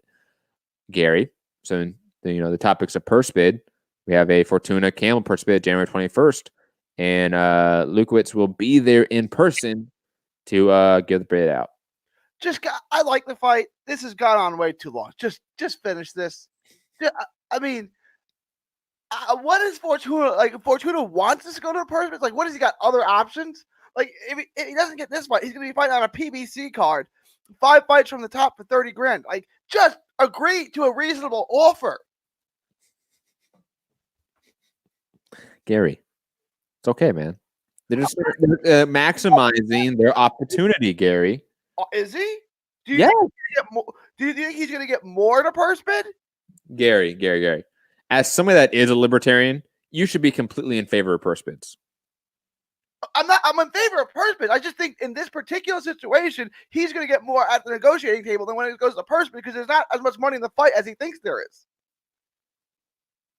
I think regardless, he's going to increase his pay, right? Like whether or not he negotiates via a purse bid or because of the purse bid, it doesn't matter. He's still going to increase his level of pay because of it. Not necessarily. I mean, I'm out, right? If I've sat and negotiated with Javier Fortuna for the last month and I can't run into an agreement, you've lost one guy on the table. I don't want this fight. I'm moving on. Like I've wasted enough time on this. Cool. Then guess what, Eddie Hearn and Luke Campbell? You don't get the title. Have less people bidding on the fight, brings the price down, right? So, okay, but then you lose out on the belt, even though it's a shit belt. Now Fortuna has a belt. He's going to probably win for a vacant belt against some other guy that's not your guy, and you don't get the fight. And now Fortuna and PBC and Samson's boxing has a direct avenue to Haney. I mean, if you're Eddie Hearn and playing 4D chess here, you're still bidding for this fight, regardless if they're playing hardball, because you need these belts. And a Luke Campbell Haney fight's an in-house fight to clean up the WBC title somewhat, because you still have Loma's franchise title out there. The third ranked WBC belt. Makes me so fucking frustrated right now. But it is a way to get Devin Haney. So if you're thinking, if you're Samson, if you're PBC, if you're Heyman, if you're Fortuna, you're thinking, okay, yeah, I'll play hardball. If you don't want to bid on it, you don't want to be a part of this, Campbell and Hearn, fine. You don't need to be. No, I like the fight, and then I like the winner fighting Haney. I like it all. It's just like the process doesn't need to be this tough. It really doesn't. I don't think it's that tough, Gary. I think you're overreacting to the idea of this being a purse bid. Maybe. I think you are. I'll be honest. A lot of fights go to purse bids. Not a big deal. They most likely increase the fighter pay in the situation. Very few times it doesn't. So I don't see an issue with this. I don't see like and Gary, these are the type of guys like you want them to get this extra pay bump, because they're the guys that are the mid card guys time and time again, right? They're that perennial top 8 guy in the division. Well, Luke Campbell is a headliner, isn't he? I mean, in the UK. What do you mean? Luke Campbell is a headliner, is he not? No, he's a mid card guy. He has been on a lot of AJ undercards. Okay. I would say this. I think he's probably been on more undercards than headliners in the last 5 years. Okay. I mean, right. The Linares fight was the headline fight, right? Yeah. Obviously, Loma was. Yeah, Mendy was the Mendy fights headliners. I don't think so. I don't remember. I remember. I don't think those were next gen cards. I think those were just undercard fights on bigger cards. I mean, maybe. But digressing, like, look, like these are guys that don't really get a lot of money usually. Like, I think Campbell has definitely got some big fights at times, Linares and Loma, to where he's got some money. But yeah, maximize your profit, man. Like, you're a perennial top 7, top 8 guy. You don't usually get the big checks. You get a title, thrown at you from the sanctioning body in a purse bid situation to up your value. Take it. Why not? And like, what's the knockoff? Well, my problem was like they had a purse bid date set, and then they gave him more time to negotiate and push it back, and they still can't reach a deal. Like, come on, like, why does it matter? Because I want the fight now, not 6 months from now. Like, how long are we going to do this for? January 21st. All right, what was that, Thursday? That's 2 weeks from now.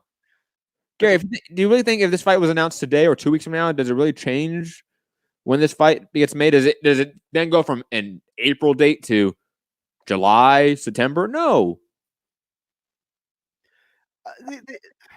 The original date was for the first bid was what, January 4th or something like that? Okay, again, 3 weeks away from the original date. Cool. Push things back that much. I don't know. Why does this take so long to come to an agreement? Like, we're two reasonable people here. Luke, it's not two reasonable people. That's a real mischaracterization of what this is. You have 2 different promotional companies. You have multiple different management companies. You have multiple different PR companies, different networks. This is. But Campbell's done that. He's done that with Golden Boy in the Linares fight, and he did that with Top Rank in the Loma fight. Like, he's done as the B side. Yeah. And let's not forget, I think both fights went to purse bid. I don't remember. I was hoping. I think the Linares fight definitely went to purse bid. All right. I could be wrong about that. Could be. Who cares? I have no idea. I have no idea either. Who cares? I just said that because I wanted to fuck with you here. But regardless, okay, I think that like this doesn't matter that it's going to purse bid. Who cares? Like, there's no negative effect on purse bids. Okay, In my opinion. make the fight and make it for April, and we're good. Then I got no problem. Then I think you care way too much about this, Gary. It's okay. It's okay. We're gonna get the fight. It's gonna happen. And Fortuna's gonna beat Campbell, make Rob really upset. Then he's gonna beat Devin Haney, make everyone upset. And Fortuna's gonna beat Lomachenko. We're gonna get Javier Fortuna as the undisputed champion. He started to jump the shark a little bit. I'm gonna pick Campbell because again, it's just like I picked Gary Russell. He's the much better pure boxer. He's much more skilled. But Fortuna could win the fight. Fortuna's got good wins. Neither one. Who could Fortuna can't beat Haney? Could Campbell beat Haney? Wait. Why can't Fortuna beat Haney? Because Alejandro Santiago roughed up Haney in his last fight. You think he can get inside? That would be the game plan, right? Get inside and try to beat him up on the inside. And Fortuna is a dirty inside fighter too. Haney would struggle in that fight. You think so? Yeah. Fortuna. First off, Fortuna is one of those guys that's criminally underrated, in my opinion. Okay. Secondly, he is the exact type of fighter to give prospects that have never faced anyone their toughest fight to date. Good. Let him fight Tanahara next. Oh, I would love that fight. That'd be a really good fight. No, I think Fortuna is that guy.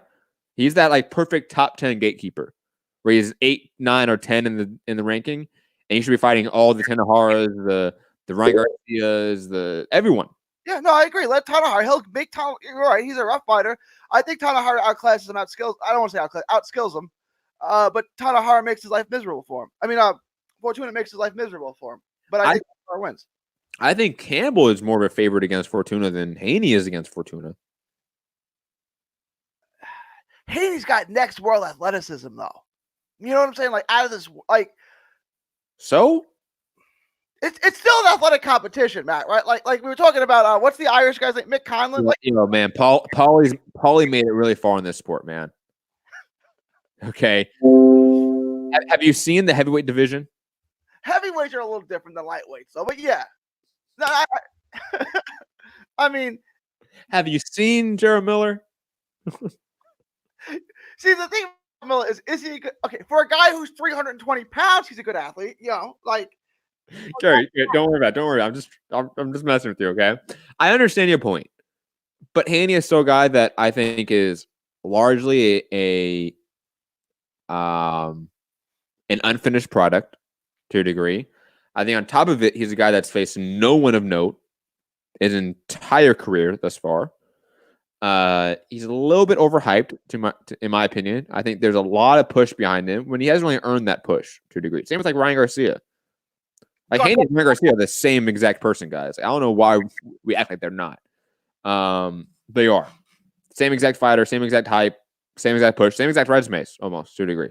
Like they have achieved the same amount in the sport, in my opinion, except one has a belt. So I don't think Haney is a guy that has proven to be a top 10 guy yet, to a degree. Like, I'll be honest, like, the reason why he's high on our rankings at 135 is because you put him so high. I put him really low on my 15, on my top 15. Where'd I have him? Like 6 to 7? I'm going to say, yeah, I'm like 5. But it might have been 6, yeah. Okay, let's say it was 6. And then where did you have him? Closer to like 10. 10. Yeah, like 10, 11. Okay. That's a bit tough. Like, I mean, do you want to put a 38-year-old Gamboa over him? I mean, yes. Gamboa's got a resume, but like, yes. Yes. You can argue that for sure because you got a much better resume. But like, I don't know how much is left in that tank. Like, you know, like, I'll put Ricky Burns ahead of you, motherfucker. Like, what have you done? What have you done? Lee Selby deserves to be higher than you. George Kambosos deserves to be higher than you. They've all fought and been better opponents. No, a lot of with the prospects, you're putting a lot of that ranking into the eye test. It's like when you rank 25 football team, and there's a small conference who doesn't play the same level of competition. Where do I put my team compared to Ohio State or LSU, who plays a good team every week? it's tough, but a lot of it's going on the eye test. That's why I understand if you want to put Gamboa ahead of him. I totally get this. Gary, stop for a second. Hold on, Gary. Can you refresh your page? Sorry. Connection got really bad there. Weird. That was odd. But yeah, Gary's wrong here, guys. Just want to make everyone aware that Gary is officially wrong here. And I'm always right on MCR. Don't get it mixed up. Gary's back. Gary, hi. Yeah, a lot of ranking these prospects, like I said, it's like when you rank Boise State or Fresno State or the University of Houston or SMU, it's like, look, they look really good, but this is not against the same level of competition. So you blow Toledo out by 40 points. How does that compare to Ohio State beating Wisconsin by 10? Like, it's hard to compare, right? A lot of that is on the eye test. Is how good do I think he needs? And we don't know for sure until he fights a better level of competition. Unfortunately, those guys haven't come up on the schedule yet. You know what I'm saying? For you, it may be that way. For me, I'm going to talk about me right now. For me, it's, look, if you haven't done anything yet, if you haven't beaten anyone, then I cannot rank you that high.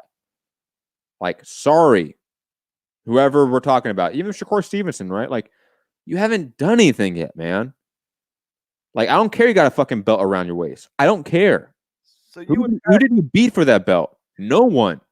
Who have you beaten on the way up for that belt? No one. Like, stop telling me you're the top guy in the division. Stop telling me you're the top dog in the division. I don't want to hear that. Go show me. Okay? When the University of Hawaii beat everyone by 50 points, and then they played Georgia in the Sugar Bowl, you're like, this team's trash. Look who they beat. Or Boise State didn't lose a game for 2 years. Like, who cares? Like, who they play. That was you. Or like, you don't beat anybody. I get the argument, but it's a fair argument. But like on the other, Gonzaga, right? Gonzaga's basketball team, like they're good. Like I know they don't play anyone until they get to the tournament, but they're good. So like it works both ways. It works like Colt Brennan in Hawaii. You go play Georgia and you lose by 50. This is such a bad comparison though, because like Gonzaga, how many years have they been competitive in March Madness? It's been like probably your whole life, right? Exactly. How many years has Haney been competitive in the top 10? He hasn't done it yet. He hasn't done it yet. So you can't compare the two. You know, like you would like. I'll be honest. This is where like the comparison to stick and ball sports really falls apart, because you have a franchise that has players, a team playing 3 or 4 years in college. If it's pro sports, it's 5 to 10 years, right? And you have constant turnover because there's institutions that create talented athletes out of thin air and out of high school all over the place in this country. And then you have teams that have 30 players on the roster that build up support. And then you have franchises or universities that have long tenure of, hey, we're the institution to go to. So all the top talent of high schools and middle schools and all that are going to be scouted from these top schools and programs. That's not the same for boxing or combat sports. Which I want to touch on, because there's no reason why USC and Miami ever has a bad team, right? Like, so your recruiting is, do you want to come to Southern California? Do you want to come to Miami? We have 80-degree weather year-round. We have women in bikinis and sundresses year-round. Or do you want to go to Michigan or Wisconsin? Where do you want to go, right? And you should never lose a recruit, because who's going to want to say, I want to go to Wisconsin where it's negative 20 degrees all year-round? Never lose USC and Miami should never lose a recruit. They should select, not recruit. I digress. I don't know where. I don't know where you're going with that. I don't know. Did you say something about recruiting? Oh, you said turnover in college football, right? Yeah, look, like you have one guy in. We're talking about combat sports for Gonzaga or New England Patriots. You have a 30 to 100 man roster, and you have a complete institution to get talented players every fucking year. So that franchise, that institution does not fall apart. And they have the cachet of history, of legacy, so they keep getting talent. You know, it would be like a better comparison is promotional companies, to be honest, than actual fighters, right? It would be like Golden Boy or PBC or Top Rank. They have long legacies of success. So that's why fighters often go to these big promoters, because they have the history there. Okay. But these individual fighters, if you haven't done it yet, motherfucker, I'm not going to say that you're the top guy in the division. Sorry. Love you, Haney. Love you, Shakur. Love you, Ryan Garcia. Love you, all these guys. But until you beat someone, a la Teofimo Lopez, you ain't that guy. Sorry. You have to prove it. You know, and just because you're with that franchise that has the legacy, a la Top Rank or Golden Boy or whoever, doesn't mean you automatically get that cachet. Okay? Sorry. Better comparison would be like a bench player that was a good like college player that's now like with the Knicks. Right? And you're thinking, oh, he's going to be great, right? But like, I don't know, man. He hasn't done anything yet. He was great in, college, but he hasn't done anything here. He's with a system that has great history, but they've been kind of having issues lately. I mean, what's going to happen here? That's a Devin Haney comparison. That's a Ryan Garcia comparison. That's a Virgil Ortiz comparison. It's like saying Zion Williamson is the top 10 player in the NBA. Like, do you want to let him prove that first? Or? Absolutely. That's a great comparison, Gary. Great comparison. It's like saying Ben Simmons, a la 2017, was the best player in the NBA. It's like, I know he's not. I can see maybe why you would say that, like on eye test, but he hasn't done anything to prove that. So why would you say that? Right. I'm Steven Strasburg is a pitcher for the Nationals. He came into the league and was like, oh, this is the greatest pitcher that's ever lived. Like, do you want to let him win a game before we put him in the Hall of Fame? And like, he's good. He's had a good career, but it's like he's never been close to the best pitcher in baseball. Like, never even close. He's had a good career, But the eye test goes so far, but at a certain point, you do actually have to implement that, and you have to show that you can get it done in the biggest stages. Agreed. Moving on, Eloy Alvarez, Michael Seals winner, as we reported the other day, not reported, we talked about the other day that this is a likely option. Per Yavon Mitchell, will face or should face Joe Smith Jr. for the vacant belt. Thoughts, Gary? And this is via Sean Nam over at Boxing Junkie. Shout out to Sean Nam, good supporter of the show, good friend of the show. Gary, thoughts on Alvarez Seals being, said via the promoter Yavon Mitchell, this fight, the winner of this fight should fight Joe Smith Jr. for the vacant WBO belt. That's the way it should be. Yes, that's good. I'm rooting for Michael Seals now because I want Joe Smith to get a world title. I'm wearing my Star Boxing shirt to represent. Can you guys see that? To represent my boy Joe Smith. I want him to get a world title, a world champion. Like, he's not a world champion fighter, but he can get a belt. I don't think he can beat Alvarez. Do you? Do you think Joe Smith can beat Alvarez? I don't know. Alvarez, that guy. Like, he's got wins over Chilemba, Scal. He's got a lot of wins. No. Don't get it wrong. But has he fought since the Kovalev loss? I don't think he has. Right? No, I don't think so. I think this is his first fight back. If it is, then that's why I have this hesitation about what he looks like right now, because it's a layoff, loss, issues around that. Moving on, though, Gary, because we have to run for the sake of time. Chris Algieri, Robert Easter, per Dan Rayfield, are in discussions for a fight at 140 pounds per multiple sources, again, per Dan Rayfield. Gary, thoughts on a Chris Algieri, Robert Easter Jr. fight? I got Easter. I never liked Algieri. Again, I'm wearing my Star shirt, but not to big up Algieri. I mean, that Provodnikov fight was amazing. And I think he lost it. I know we Barry, a lot of people think highly different of that. Right? You had Algieri by a lot. I can tell Bolly Malignaggi had it by a lot. I had Provodnikov by a lot. I mean, I don't think anyone thought that fight was close. You had it one way or the other wide.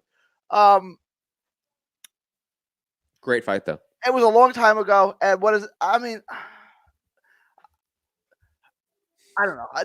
Who do you like in that fight? And does that fight have pique any interest? And you're like, oh, let me mark that on the calendar? It's weird. Like, if this fight happened in 2016, it would have a lot of meaning to it, right? Or at least a lot more than it would now, right? But it's 2020 now.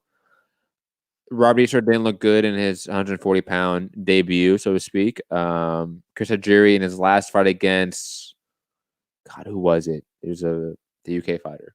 Why am I forgetting? It's not. Is it Tommy Coyle? No, it's not Tommy Coyle. Yeah, it was Tommy Coyle. I think so. He looked good in that fight because I picked. I wouldn't say he looked good. He looked fine. But it's one of those fights where, like, does it pique my interest? I don't know. It should. I wonder what network it's going to be on. Obviously, Dan Rayfield is saying it's PBC, but I mean, Algieri just fought on DAZN, doing a lot of commentating on DAZN too. It would be interesting to see him move, and doing a lot of commentating with Top Rank too. I mean, it would be interesting to see him fight on PBC again. I think his last fight on PBC was the Amir Khan fight, I want to say. Right? No, because the Spence fight came after that, and then he fought Eric Boone at some point too, which I would imagine was on a PBC card. No, that was a Showbox card. I don't think it was PBC though. Then he fought Spence. Spence was after Khan. Was it after Khan? I thought it was before Khan. It was after Khan. It was? Yeah. No. I promise. Look it up, please, as I go to the next topic. But I think we're kind of agree. We're both a little bit indifferent about this fight for a variety of reasons, because it seems a little bit past the expiration date for kind of like both guys and this matchup to a degree. Moving on to the next topic before Gary jumps in here. Gary beat Emmanuel Taylor? When? In 2014, right before Provodnikov. I guess that was the fight that got him the Provodnikov fight. Yeah, I'm looking at it right now. Okay, Khan was in May 29th of 2015, and Errol Spence was June of 2016. Damn it. He got robbed against Khan. Moving on. Sergey Kovalev. You don't call anything a robbery, and that was a close fight. You're going to call that a robbery? I'm not serious. Oh, I mean, a lot of people thought he won. I mean, I thought he won, but I don't. I'm not going to call that robbery. You know me, I don't call a lot of fights robberies. I'm surprised that you called that, of all the fights, that one you call a robbery. No, if people realize like 25% of what I say on this show is to troll people, including like my co-hosts, they would, I think, like the show a lot more. Sergey Kovalev sued, allegedly blew off $650,000 settlement to the woman that he was accused to have assaulted and settled out of court for, and allegedly broke her nose when he tried to sexually assault her. Now, this is pretty nasty for a variety of reasons. First, you're the scumbag that, let's be honest, obviously assaulted this woman. And then you were the scumbag that, on top of it, decided to not pay those payments. And I've been hearing reports that he's been trying to go to like Russia and stay in Europe because of this. And the day after this was reported, Sky News is reporting Sergey Kovalev, this is nasty from Sky. Sergey Kovalev will soon receive news on his next fight and would consider a return to the UK. So it looks like Kovalev is, ditching the US, trying to get out of Dodge, go to Europe where he's safe, so to speak, and continue fighting over there. This is nasty. Fuck Sergey Kovalev. I'm so glad Canelo knocked him out. So glad. I'm going to go back and watch the knockout now because of this news, Gary. Like on replay today. Gary, thoughts? What do I always say about Sergey Kovalev? Class act. Class act. Do you have any desire to see him fight? It depends on the opponent. I mean, if it's like Dimitri Bivol, like there's more interest in that sort of matchup than him versus Sullivan Barrera or Chilemba or god awful people that we don't want to see him fight. Look, the U.S. and the UK are pretty chubby. Can't we make an arrangement if this guy sets foot in the UK, we can come over and arrest him? Like, the U.S. and Canada has that deal because Ettore Gatti was a Canadian citizen, right? And the U.S. if he ever sets foot in the U.S., we'll detain him for you, and then you can come and arrest him. Gatti's wife. Yeah. Can't we do that with like if Kovalev sets foot in the UK, you detain him, and then we'll come in and arrest him? Like, he can't get away with this. He's such a scumbag of a human being. Like, he's such a deplorable human being. Yeah, it is what it is, right? Yeah, welcome to boxing, guys. Fun times. Moving on, because that news story is just nasty. I don't want to go. Is he that nasty? Then he doesn't even pay her. Like, you're gonna ditch out. Like, I mean, like, class act. Bottom of the barrel.